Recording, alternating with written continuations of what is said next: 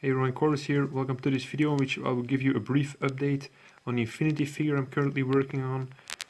So I already showed it to you when it was in quite a basic state, so just the main yellow armor blocked out, and then the base of course was already done, but now I put quite some time and effort into finishing the main part of this miniature, which is the tiger striped yellow armor.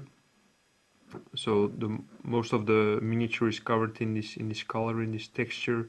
So yeah, a bit of a special choice, but the customer requested this figure to have this tiger striping. So it's really the first time I try something out, and I think the striping itself, I think it looks succeeded in my mission in giving it this tiger look. Does it look good on a miniature?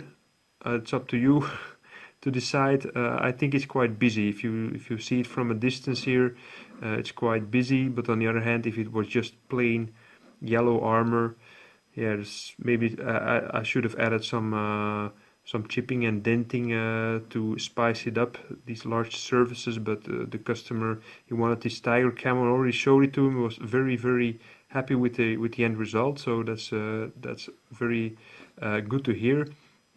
So now I'm basically just finishing up the rest of the miniature, which is going to be these large black areas, and then the oranges and the white color, the helmet, etc., which needs to be finished. And then of course I'm working on the base as well, going for a really limited palette here, just using the same colors I used on the rest of the miniature. So I think most of the work is done on this figure. So tell me in the comments what you think about the tiger camo. Do you like it? Do you think it's too busy? Any other ideas? They're welcome in the comment section. See you in the next video. Bye.